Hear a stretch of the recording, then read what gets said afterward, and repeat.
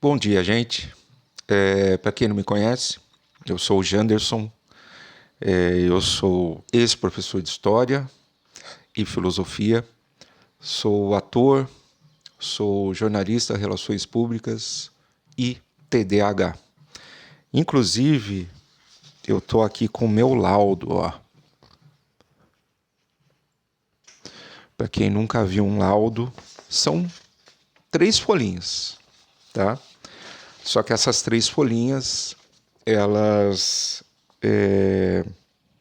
elas são assinadas por um psiquiatra, né, que atesta o relatório realizado pelo neuropsicólogo. E aqui, eu vou ler aqui um trechinho. Paciente em acompanhamento médico com queixas de dificuldade de concentração, blá, blá, blá, blá, blá, blá, blá, né?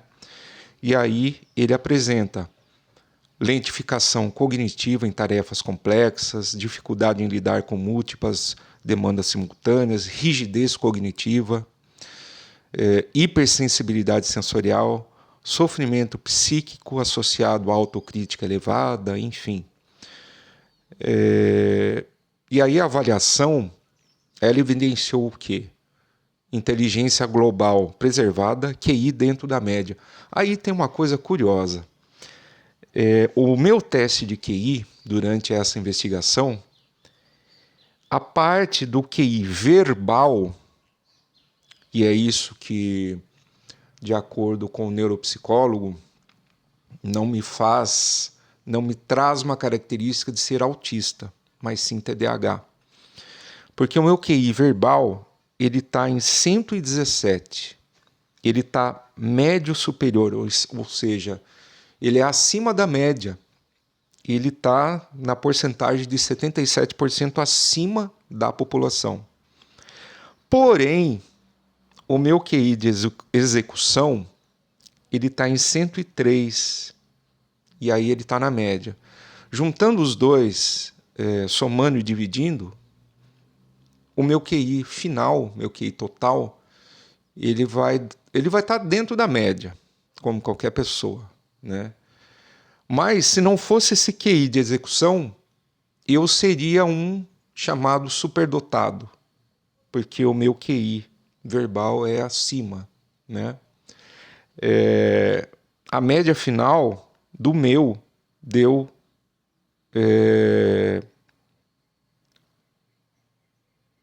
Peraí que eu me perdi aqui. 220?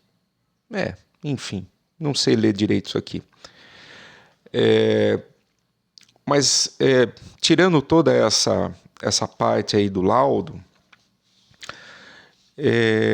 eu queria falar para vocês sobre a tão famosa entrevista do Roda Viva do Dr. Salomão Schwartzman, né?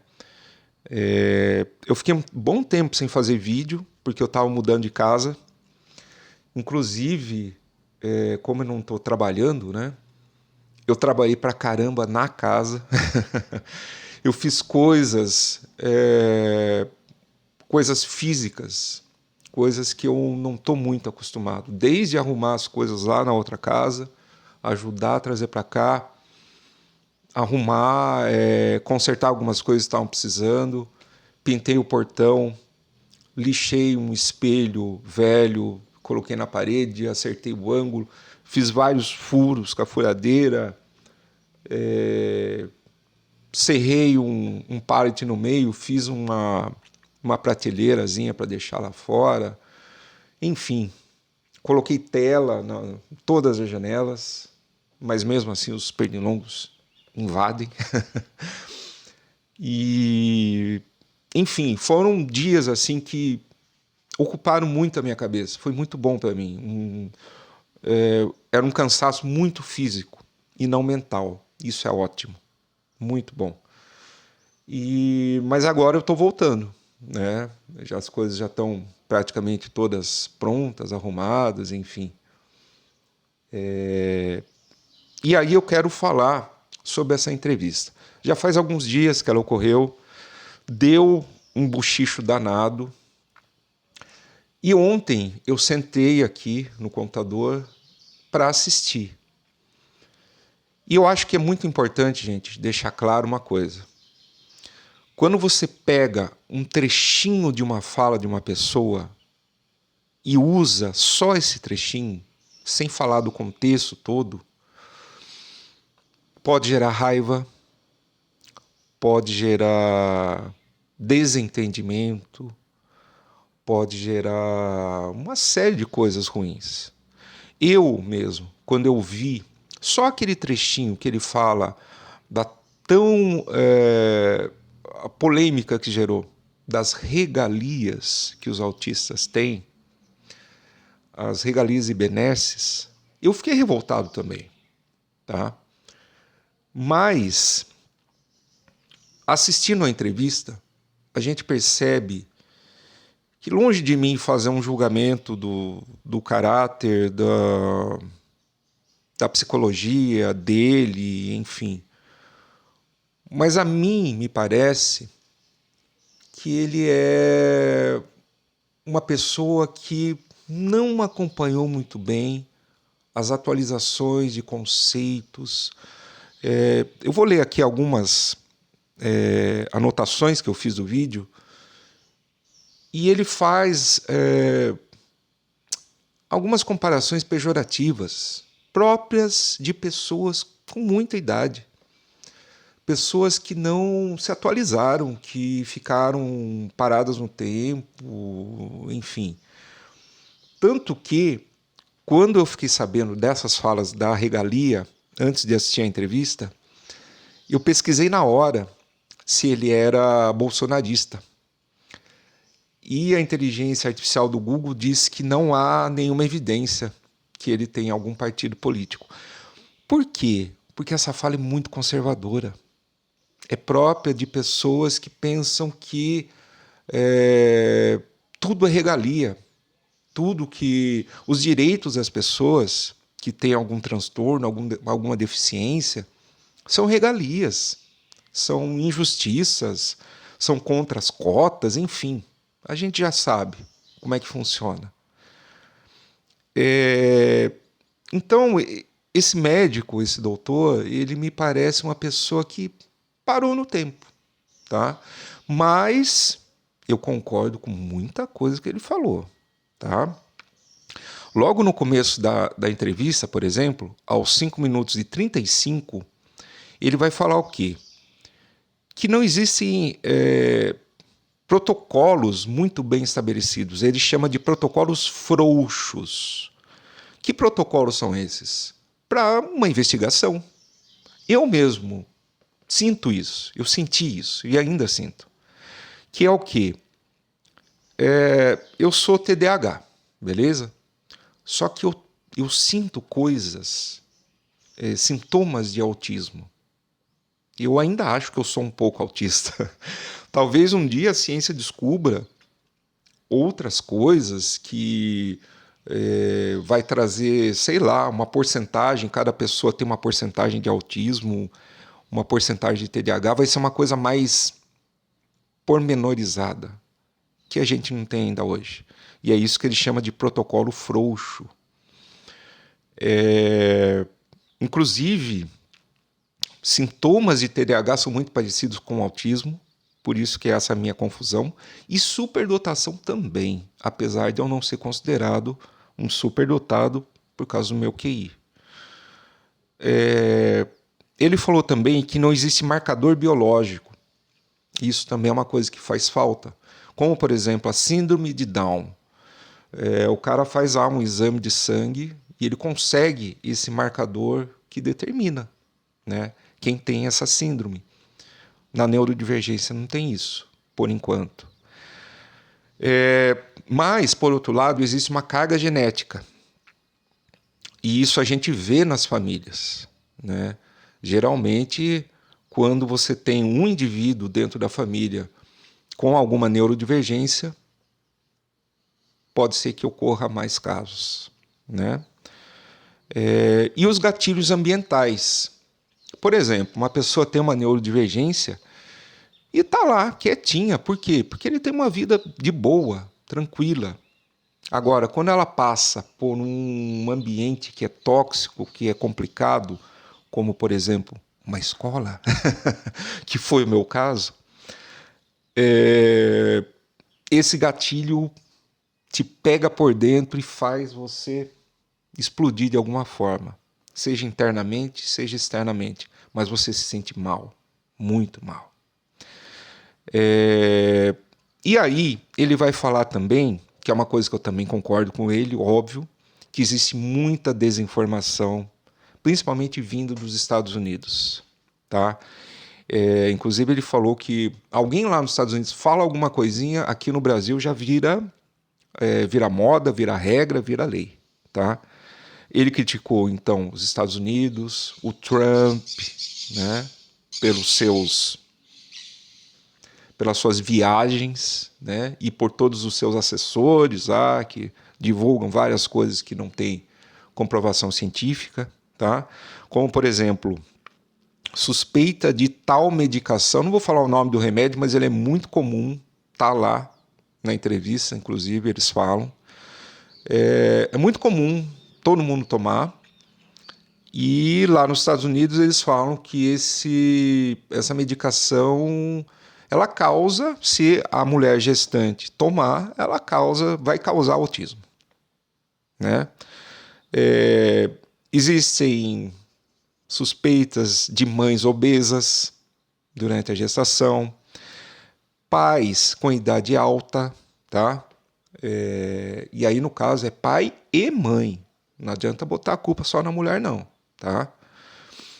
E aí, com o decorrer da entrevista, uma das entrevistadoras, ela é de uma ONG, é uma mulher negra, e ela puxa para esse lado, né, da questão das crianças negras, que aparece uma porcentagem menor de casos de autismo. E, com certeza, essa questão se deve ao fato de ter menos acesso ao diagnóstico. Porque, gente, aqui no Brasil, e isso ele vai falar mais para frente também, eu também vou concordar com ele, o nosso sistema de saúde, ele ainda, nesse caso, né, das questões psicológicas, psiquiátricas, é muito ruim, é muito precário. E então as pessoas que precisam de um diagnóstico, elas vão para a rede particular, como é o meu caso, como é o que eu fiz. Se eu ficasse esperando aí do SUS, do postinho, do CAPES, o meu diagnóstico ia demorar sei lá quantos anos, tá? E eu não ia conseguir ficar com essa angústia. Então eu fui lá, gastei uma grana e foi a melhor coisa que eu fiz, tá? Mas não é todo mundo que tem essa grana para gastar dessa forma, infelizmente. Só que aí ele comete um erro que é muito clássico de uma pessoa que não se atualizou. Ele chama de raça, que não existe nenhum critério para determinar autismo em raças. Sendo que hoje a gente usa, principalmente dentro de sala de aula, a questão da etnia. São etnias, não são raças, porque raça humana é uma só. Todos nós somos humanos, somos da mesma raça, né? O nosso DNA é muito parecido. E aí, ele comete várias contradições ao longo do seu discurso. Se lá no começo ele fala que não tem protocolo, os protocolos são frouxos, logo depois ele vai falar que o diagnóstico de autismo deveria ser feito por um pediatra, tá? Lá aos 19 minutos e 50. Ele fala que a formação dos médicos do Brasil é muito precária, é muito ruim, que um pediatra tinha que ser muito bem estudado e ele mesmo identificar as neurodivergências e já emitir um diagnóstico, um pediatra. Então, é muito contraditório, tá? E mais para frente ele vai se contradizer de novo, tá? E aí ele fala da questão do autismo nas mulheres, que é diferente. Até pouco tempo atrás, a ciência dizia que mulheres não podiam ter autismo, não eram autistas. Hoje já se sabe que sim, né? Inclusive, são muitas as mulheres com autismo. Mas ele diz que é um autismo mais sutil. Pode ser uma questão social, né? A mulher ser, entre aspas, treinada para conviver, para se portar socialmente, e aí ela consegue esconder melhor esse autismo. Ou pode ser algum outro fator genético, enfim. Tá? Ele fala também da síndrome das telas. A síndrome das telas nasceu com a pandemia, porque as crianças estão viciadas em tela, e ele diz que faz muito mal, e eu concordo plenamente. E aí, na contramão da ciência e da história e de outros estudos, o governo de São Paulo faz o quê? Joga um monte de tela na cara das crianças das escolas estaduais. Tá? São plataformas e mais plataformas. As provas são todas em tela, não existe mais papel para você fazer ali a sua continha e tudo mais. E as plataformas são, inclusive, além de ser ruim para os alunos, porque eles ficam de saco cheio, essa é a verdade, essas plataformas ainda servem para cobrar o professor, são metas. Você tem que atingir metas dentro da plataforma. Inglês, matemática, robótica, português. Português, meu Deus do céu. Redação é plataforma. A língua portuguesa, tudo é plataforma, gente. Inglês, já falei, né? Eu acho que só humanas não tem plataforma, por quê? Porque ele reduziu a carga horária. Antes eram 4 aulas no Fundamental 2, passou para 3. No ensino médio eu nem sei como é que está agora, porque eu não peguei mais ensino médio. Mas essa galera da extrema-direita, eles gostam mesmo de acabar com as humanas, porque são as disciplinas que fazem as crianças despertar um pensamento crítico. Enfim, é isso. Tá?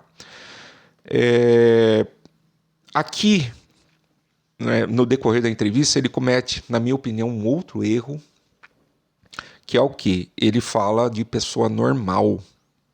Como assim pessoa normal? No caso, seria uma pessoa neurotípica. É a mesma coisa? Não, não é. Porque se você chama uma pessoa de normal, por exemplo, na minha época, ou você era normal ou você era um retardado. Era assim mesmo que se chamava, tá? E aí, depois de alguns anos, não se chamava mais, porque isso era um termo horrível, né? Chamar as pessoas de retardadas. A não ser quando um amigo chamava o outro numa brincadeira, mas isso também é coisa do passado. Passou-se então a usar... aliás, para síndrome de Down, eles chamavam de mongol, né? Aquele povo lá da Ásia, por causa da questão da alguma característica física, né? No rosto, formato do olho. E também chegou-se à conclusão que era errado. É síndrome de Down, pronto. Não tem que chamar de outra coisa. Então, chamar uma pessoa de normal para um médico, não acho que é uma boa ideia. Tá? E ele critica também a questão da palavra espectro autista. Por quê? Porque é muito abrangente.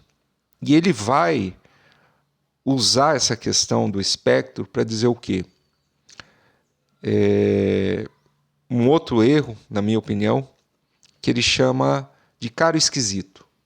Ele usa esse termo umas 3, 4 vezes. Ah, porque o cara esquisito, ele é esquisito. Ele não tem autismo, ele é esquisito. Espera aí, doutor. Chamar as pessoas de esquisitas, eu acho que isso é esquisito. Né? E ele diz que esse espectro é muito abrangente. Hoje encontra-se 1 a cada 31 pessoas Então, realmente é muito abrangente. Só que aí a gente vai entrar na questão que tem nível 1, 2 e 3. Tá? E aumentou os casos de nível 1. Por que aumentou? Porque a ciência melhorou a sua questão de investigação. Essa é uma questão simples de se pensar, né? Uma coisa que ele falou que eu concordo muito, que as pessoas veem o autismo numa perspectiva negativa. Ah, ele é incapaz disso, ele tem medo daquilo, ele não consegue falar. Só que a maioria dos autistas tem muitas qualidades. Ah, a criança é muito caladinha, não gosta de fazer amizade. Tudo bem, mas então vamos explorar uma qualidade que ela tenha, de repente um desenho. Ela é uma desenhista assim, exemplar. Ou tem um pensamento muito avançado sobre questões matemáticas, enfim. Né? Isso eu realmente concordo. E aí ele vai falar do currículo escolar. Tá? O currículo escolar e a escola regular, na opinião dele, não deveria receber todos os casos de autismo. Isso eu concordo também. Sabe por quê? Porque ele vai fazer uma crítica sobre a inclusão. A inclusão no Brasil, ela começou pelo lado oposto. É legal ter inclusão? É. Ajuda? Pode ajudar. Quando bem feita. As escolas brasileiras, elas não têm nem infraestrutura para receber alguns alunos.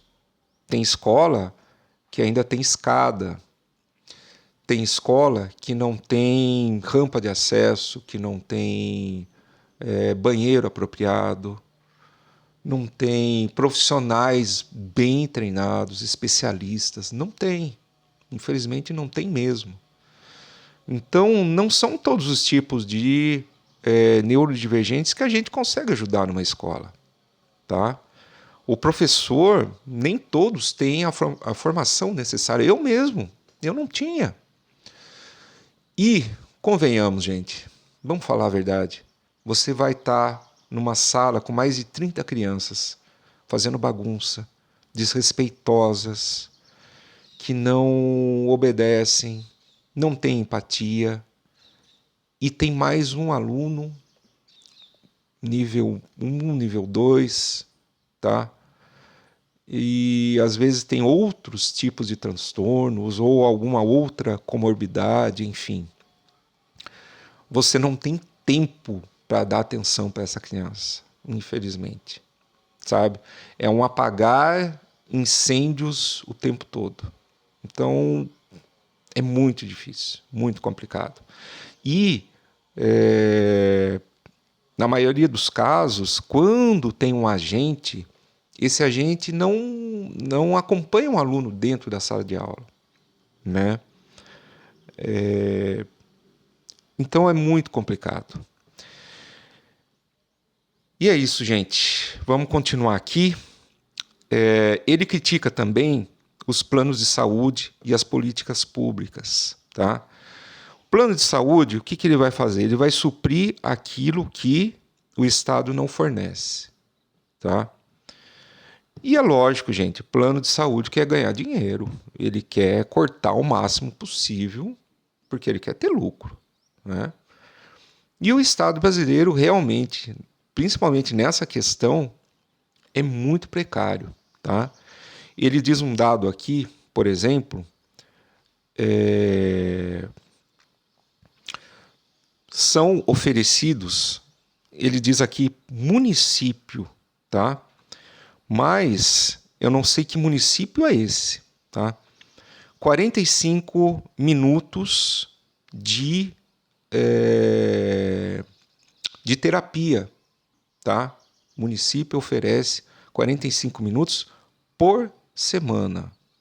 Só que vai ser difícil de entrar na fila, de conseguir uma vaga, vai chegar numa sala cheia de gente, tá? E ele diz aqui, ó, abre aspas, melhor ficar em casa. né? Quanto o necessário seria, o ideal, né? Seria de 10 a 40 horas por semana. E ele cita aí até uma clínica, que eu não sei também a cidade, que cobra a bagatela de R$50 mil por mês. Isso aí é para quem tem muito dinheiro, né, gente? Pelo amor de Deus. E aí, ele fala de novo que não tem ferramenta de diagnóstico suficiente, tá? Ele fala também que TDAH surge toda hora em escola, e aí ele pratica mais um conceito errado, mas eu vou discutir um pouquinho mais sobre isso. Na minha opinião, ele vai praticar um etarismo, porque ele vai dizer o quê?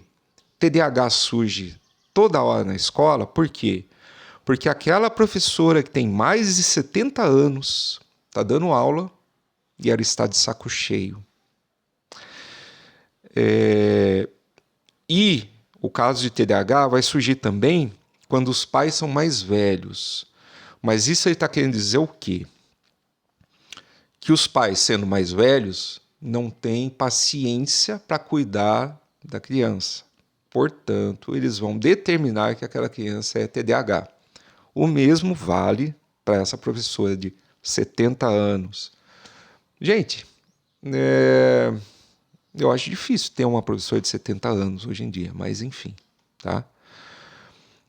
Aí, eu meio que eu vejo esse comentário como uma autoexplicação. Porque você vê o semblante dele na entrevista do médico, né, do Dr. Salomão, e você vê que ele é um semblante cansado. Você vê que ele é uma pessoa que está de saco cheio. Ele é uma pessoa com uma certa idade. Inclusive, no final da entrevista, ele precisa de ajuda para se levantar da cadeira, né, para caminhar, para sair do palco. E eu acho que meio que ele jogou a própria pessoa dele nesse comentário, tá? Sobre a professora de 70 anos que está de saco cheio. E eu acho que ele está de saco cheio mesmo, porque vamos pensar, né? Vamos se colocar no lugar dele. Você é um médico, você é jovem, você chega com vários ideais na cabeça, assim como os professores, né? Eu tenho o ideal de melhorar a sociedade, como é o meu caso. E aí esse médico quer fazer muito, só que aí ele começa a trabalhar, ele começa a ver várias coisas que ele não concorda e ele tem que engolir isso e vai indo. Chega uma hora que está desgastado, né? Está desgostoso na profissão, tá? E aí, gente, só finalizando aqui, a gente chega a entrevista estava em 1h04 e ele chega na tão famosa frase que deu uma polêmica enorme. Eu assisti vários vídeos, tanto de psiquiatras como de pessoas com autismo, falando muito sobre essa fala, tá? Que ele fala o seguinte, abre aspas, o limite do autista nível 1 de suporte e o cara esquisito, de novo a palavra esquisito, é muito pequeno. Depende do humor do médico. Se ele brigou com a mulher, o cara é autista. Ele vai lá e dá um laudo. Se ele tá de boa, não, o cara é normal. Gente, aqui, nesse trechinho de nada, tem muita coisa que é triste, tá? Primeiro ele vai falar que o cara é esquisito de novo, vai chamar a pessoa de esquisita, tá? E quando ele aproxima uma pessoa esquisita do nível 1 de suporte, ele está querendo dizer que o nível 1 de suporte também é esquisito. Concorda comigo? Tá? Ele vai dizer que depende do humor do médico. Peraí, gente. Então não foi feita uma investigação. Então esse médico ele não é sério o suficiente para assinar um laudo, tá? O meu está assinado digitalmente, mas ele está assinado, ele é um documento. Então esse médico ele não vai ter um mínimo de qualidade no seu atendimento para chegar e ser verdadeiro, ser justo, ser honesto com a pessoa? Eu acho que essa fala é muito equivocada, tanto para os neurodivergentes quanto para a classe médica, a classe psiquiátrica, a classe dos neuropsicólogos, dos psicólogos profissionais, enfim, tá? E aí ele continua que essas pessoas, entre aspas, estariam falsificando um laudo, tá? De autismo nível 1, por exemplo, que é o mais próximo de um neurotípico, né? Para quê? Para ter regalias e benesses. Cara, como o jornalismo brasileiro é triste, né? Se eu tivesse ali, na hora eu ia levantar a mão e ia falar: doutor, por favor, me esclareça, quais seriam essas regalias? Eu queria ouvir dele. Que regalias são essas? Ah, já sei. A regalia seria aposentadoria com o salário das filhas dos militares, tá? Isso é uma regalia. Não, né, gente? O que ele chama de regalia é você conseguir um passe para andar de ônibus, um desconto para você descontar o imposto para você comprar um carro, como se a gente pudesse ficar comprando carro à torta e à direito, tá? Existe lá uma bolsa que eu acho que é BPC Loa, se não me engano. Gente, essa bolsa, você tem que provar por A mais B mais C mais D que você é muito pobre para conseguir. Eu acho que é um salário mínimo, se não me engano. Eles só fornecem, eles só dão esse direito para nível 2 e 3 para cima. Tá? Aliás, para cima não, né? Nível 2 e 3 de autismo. E é muito difícil. Tá? Eu já vi vários relatos de pessoas nível 1 que nem chegaram perto. Tá? Inclusive, o passe de ônibus para pessoas nível 1. Tem gente que não consegue também. Tá? E eu acho que você chegar nesse ponto de falar que as pessoas estão falsificando laudos para conseguir essas regalias, eu acho que é muito mesquinho, gente. Por quê? Porque as pessoas sofrem, as pessoas querem se entender, se conhecer, por isso que elas vão atrás de um diagnóstico, né? E quem tem dinheiro para ir atrás de um diagnóstico mais rápido, numa clínica particular, você acha que vai atrás de receber um salário mínimo e ainda ter que provar que você é muito pobre, conseguir provar isso, conseguir um passe de ônibus? Ah, eu não quero mais pagar IPVA. Tudo bem, eu não pago mais IPVA, porque o nosso carro é de 2004. Então, a gente tem um carro velho e não paga mais IPVA. Eu tenho já esse benefício, tá? Então, eu acho que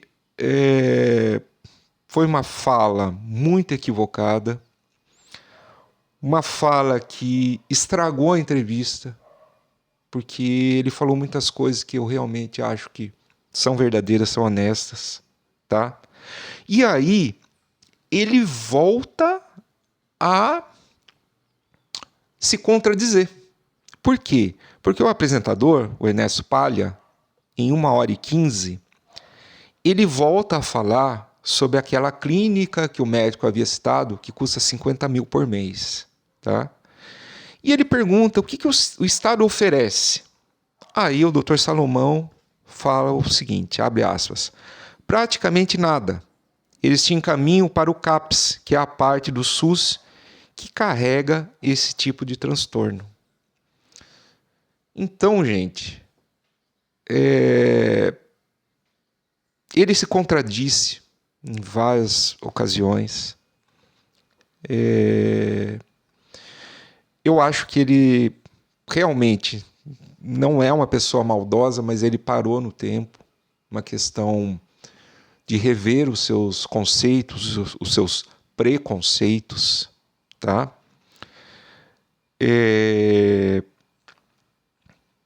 Então, essas regalias não existem, são direitos, tá? Assim como os idosos têm direitos, as crianças e adolescentes têm o ECA, que produz alguns direitos para eles. Gente, todos nós temos direitos, que é para isso que a gente paga imposto, né? Bom, então é isso. Eu acho que a nossa sociedade precisa melhorar bastante. E eu quero fazer alguns vídeos falando sobre isso também, tá? Para quem concorda que algumas pessoas têm muitos direitos, têm direitos a mais, eu sinto muito, porque é uma questão de botar a mão na consciência, né?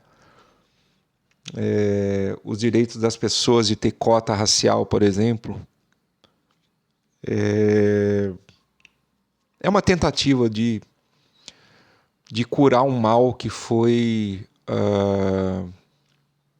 a escravidão no Brasil. Um tema muito triste.